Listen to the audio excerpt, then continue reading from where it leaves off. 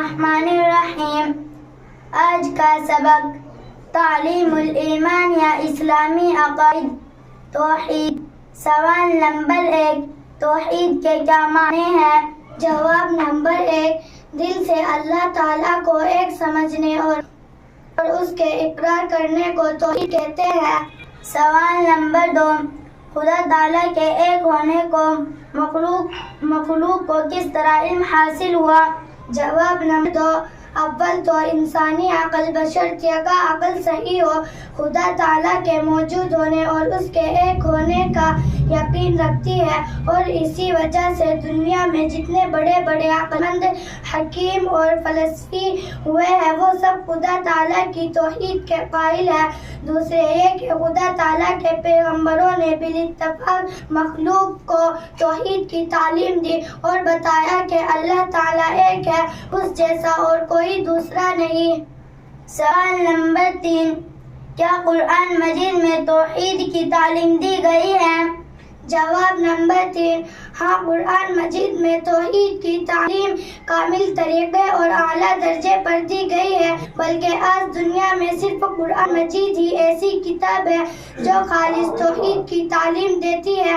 اگرچہ پہلی آسمانی کتابوں میں بھی توحید کی تعلیم تھی، لیکن ان تمام کتابوں میں دونوں کے تحریر عدل بدل کر ڈالی اور توحید کے خلاف باتیں داخل کر دے اور خدا کی بھیجی ہوئی آسمانی تعلیم کو بدل دیا۔ اس کی اصلاح کے لیے اور سچی توحید دنیا میں پھیلانے کے لیے اللہ تعالیٰ نے حضرت محمد صلی اللہ علیہ وسلم کو بھیجا اور اپنی خاص کتاب قرآن مجید نازل فرمائی اور اس میں صاف صاف سچی اور خالص توحید کی تعلیم دی۔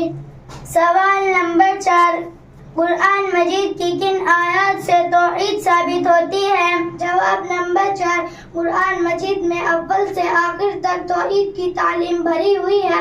چند آیتیں یہ ہیں: وَإِلَٰهُكُمْ إِلَٰهٌ وَاحِدٌ لَا إِلَٰهَ إِلَّا هُوَ الرَّحْمَٰنُ الرَّحِيمُ، یعنی تمہارا معبود ایک اللہ ہے، اس کے سوا کوئی معبود نہیں، وہ بہت بخشنے والا ہے۔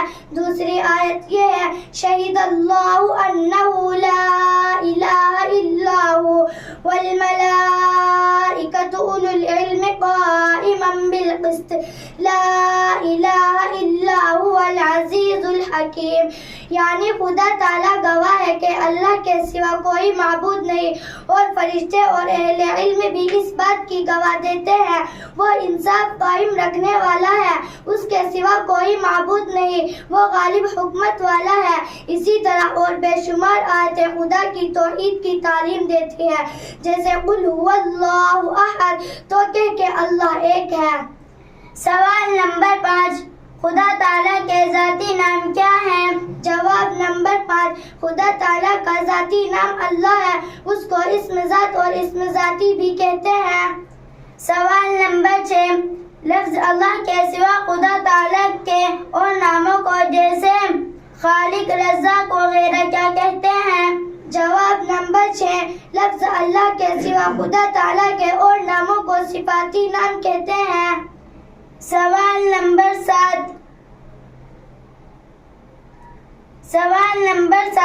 صفاتی نام کے کیا معنی ہیں؟ جواب نمبر 8، خدا تعالیٰ کی بہت سی صفتیں ہیں، جیسے قدیم ہونا یعنی ہمیشہ سے ہونا اور ہمیشہ رہنا، عالم یعنی ہر چیز کو جاننے والا ہونا، قادر یعنی ہر چیز پر اس کی طاقت اور قدرت ہونا، حی یعنی زندہ ہونا وغیرہ۔ تو جو نام کے ان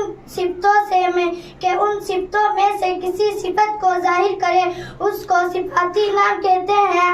سوال نمبر 8، خدا تعالیٰ کا ذاتی نام تو ایک لفظ اللہ ہے، اس کے صفاتی نام کتنے ہیں؟ سوال نمبر 8، خدا تعالیٰ کا ذاتی نام تو ایک لفظ اللہ ہے، اس کے صفاتی نام کتنے ہیں؟